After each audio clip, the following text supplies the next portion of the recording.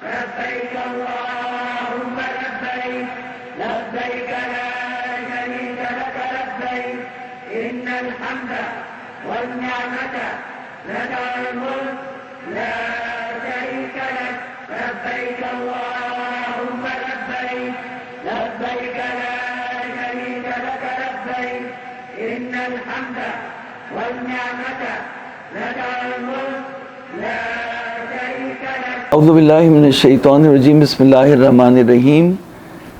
ہماری گفتگو حج کے بارے میں اور ہماری بنا اس کے اوپر ہے کہ حج کے مسائل کو آسان کر کے پیش کرنا تاکہ جو لوگ حج کے لیے جا رہے ہیں وہ حج کو صحیح سے انجام دے سکیں. اور حج وہ انسان زندگی میں ایک مرتبہ فرض ہے کرنا. تو یعنی حج کی جو اہمیت ہے وہ تو اتنی زیادہ ہے کہ امام حسن مجتبیٰ علیہ السلام کے بارے میں نقل ہوتا ہے کہ آپ نے 22 حج کیے. تو اور اس میں سے بہت سارے حج جو تھے وہ پاپ یادہ تھے اور سواریاں جو تھیں آپ کے اطراف میں ہوتی تھیں.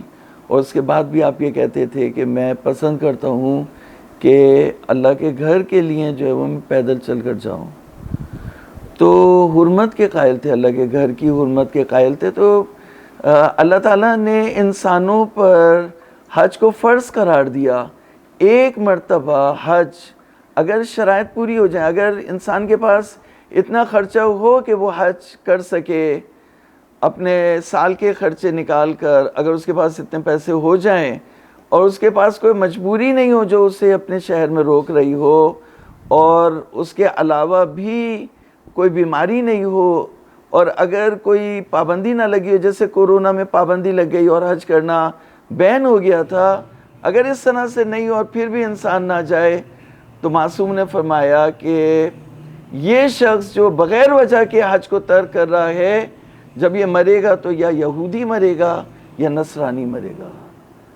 تو اتنی زیادہ حج کی اہمیت ہے کہ فرمایا وَلِلَّهِ عَلَى النَّاسِ حِجُّ الْبَيْتِ مَنِ اسْتَطَاعَ إِلَيْهِ سَبِيلًا. سورہ آل عمران میں آیت 96 اور 97, إِنَّ أَوَّلَ بَيْتٍ وُضِعَ لِلنَّاسِ لَلَّذِي بِبَكَّةَ مُبَارَكًا وَهُدًى لِلْعَالَمِينَ فِيهِ آيَاتٌ بَيِّنَاتٌ مَقَامُ إِبْرَاهِيمَ وَمَنْ دَخَلَهُ كَانَ آمِنًا.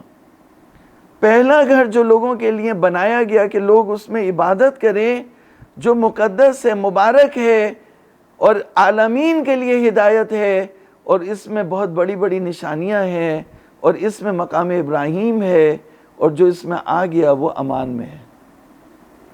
پھر اس کے بعد فرمایا وَلِلَّهِ عَلَى النَّاسِ حِجُّ الْبَيْتِ مَنِ اسْتَطَاعَ إِلَيْهِ سَبِيلًا. تو اگر کسی کے پاس پوری زندگی میں کبھی ایسا وقت گزرا کہ اس کے پاس اتنے پیسے تھے کہ اس زمانے میں جتنے پیسے لگتے تھے حج کے لیے وہ اس کے پاس تھے, اور وہ حج پہ نہیں گیا, تو حج اس کی گردن پر ہے. یعنی حج کا وجوب جو ہے وہ فوری بھی ہے. آیت اللہ سیستانی فرماتے ہیں کہ اگر حج کی شرائط پوری ہو گئی آپ کے اوپر تو فوراً جانا جو ہے وہ نام لکھوانا اور جانا جو ہے وہ اسی سال واجب ہے. اگر کسی نے تاخیر کی تو حج اس کی گردن پہ. اب اگر اس کے بعد اس کے پاس پیسے بھی نہیں رہے تب بھی حج کا جو وجوب ہے وہ اس کی گردن پر رہے گا, اور یہ اس کے اوپر فرض ہے کہ وہ انتظام کر کے دوبارہ حج یعنی حج کے لیے جائے. تو ایک مرتبہ حج کرنا جو ہے وہ کیا ہے, فرض ہے. حج کی اقسام ہے, حج کی 3 قسمیں ہیں. ان لوگوں کے لیے جو خانہ کعبہ سے 48 میل کے فاصلے پر رہتے ہیں, 48 میل کے فاصلے پر رہتے ہیں, ان کے لیے حج تمتع ہے. اور جو 48 میل کے اندر رہتے ہیں ان کے لیے حج افراد اور حج قران ہے. تو حج افراد ویسے ہی ہے جیسے حج تمتع ہے, لیکن اس میں فرق ہے. فرق یہ ہے کہ 48 میل سے باہر رہتے ہیں یا 48 میل کے اندر رہتے ہیں. تو اگر 48 میل کے اندر رہتے ہیں تو جو مدینہ ہے وہ بھی 48 میل سے جو وہ زیادہ ہے.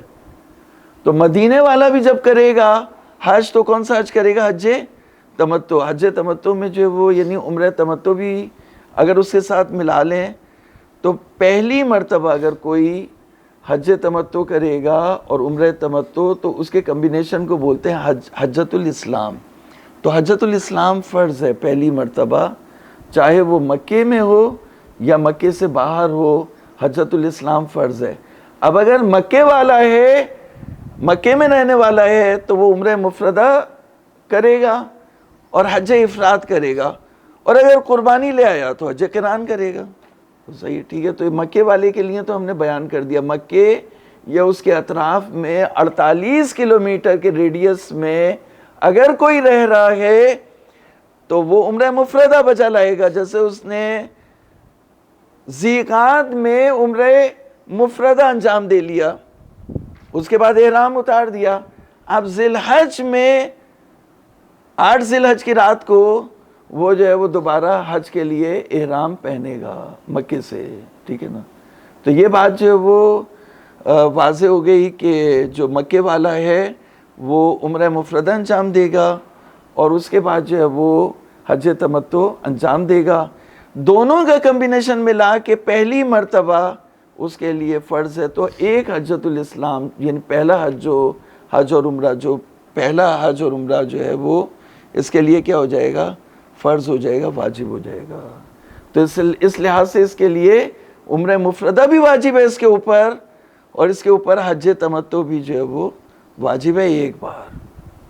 یہ کس کے لیے؟ مکے اور اس کے اطراف میں 48 میل کے مائل سے 48 مائلز کے ریڈیس میں رہنے والوں کے لیے حج افراد اور عمرہ مفردہ فرض ہے. اب جو لوگ دور رہتے ہیں، یعنی مدینے میں رہتے ہیں یا کراچی میں رہتے ہیں یا بینکاک میں رہتے ہیں یا افریقہ کے یا دور دراز کے علاقوں میں رہتے ہیں، تو ان کا جو ہے وہ یہ ہے، اس میں تھوڑی سی جو ہے وہ توجہ کر لیں. ان کا یہ ہے کہ وہ کیا کریں گے؟ وہ عمرہ تمتع اور حج تمتع انجام دیں گے. ان دونوں کا کمبینیشن بھی پہلی دفعہ اگر انجام دے رہے ہیں تو وہ حجۃ الاسلام ہو جائے گا، ٹھیک ہے.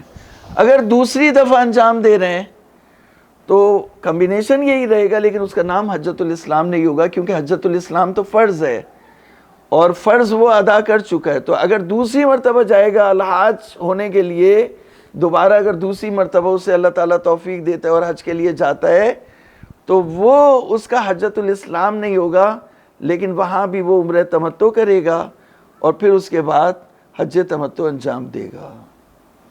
تو اب آقا سیستانی آیت اللہ سیستانی فرماتے کہ پہلے جو یہاں سے جو جانے والا ہے، ابھی ہم صرف ابتدائی ایک بات بیان کر کے جو ہے وہ آج کی جو گفتگو ہے اس کو سمرائز کریں گے، اور پھر ایک مسئلہ ہم نے بیان کرنا ہے، اس کو بیان کریں گے تو بات جو ہے وہ یہاں پہ آج کی حد تک جو ہے وہ مکمل ہو جائے گی. اور وہ یہ ہے کہ یہ بات آپ نے سمجھنی ہے کہ ایک حج جو میرے اوپر فرض ہے، اب میں اسے انجام دینے کے لیے جا رہا ہوں، تو معمولاً جو حج ہوتا ہے وہ مدینہ قبل کا ہوتا ہے، مدینہ پہلے ہوتا ہے اور اس کے بعد جو ہے وہ مکہ بعد میں ہوتا ہے.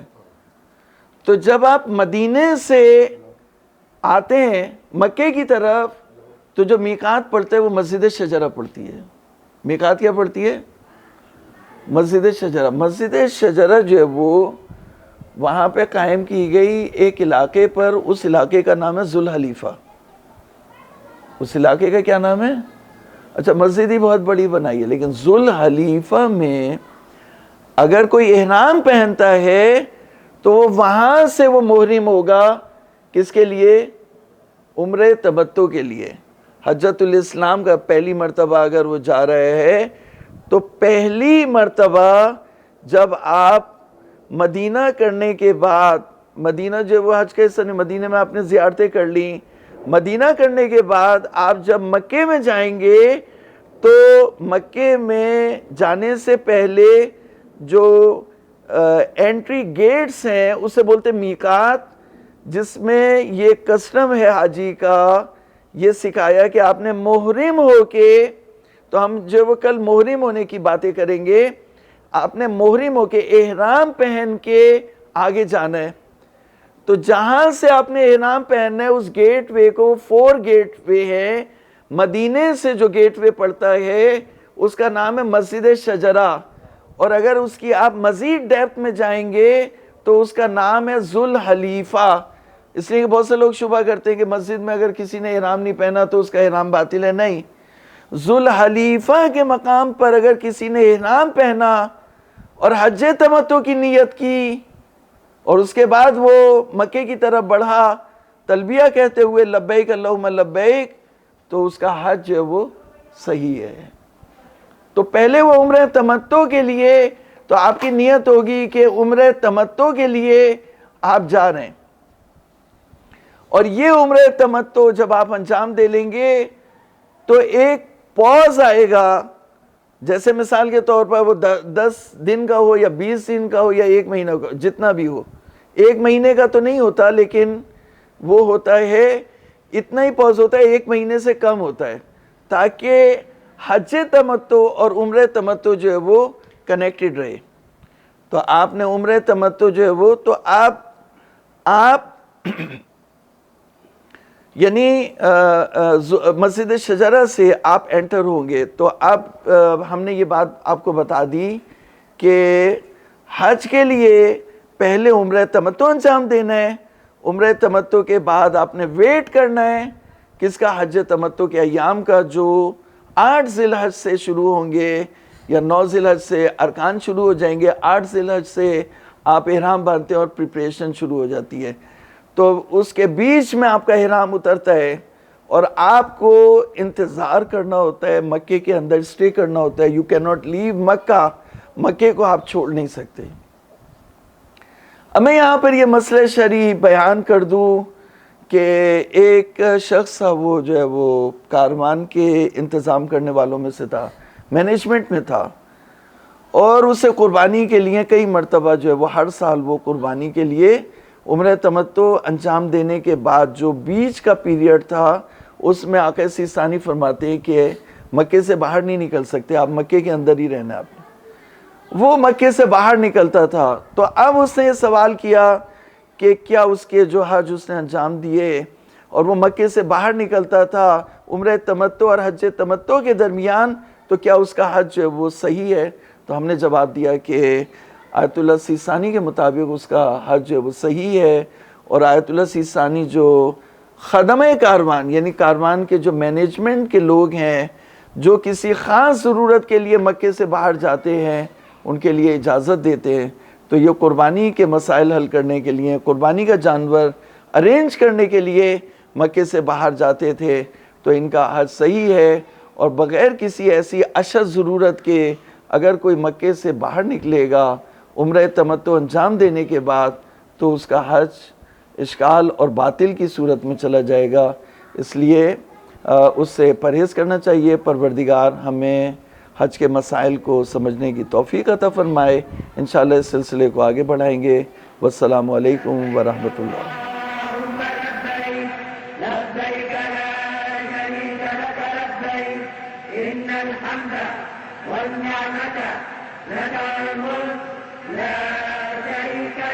لبيك اللهم لبيك لبيك لا شريك لك لبيك إن الحمد والنعمة لك الملك لا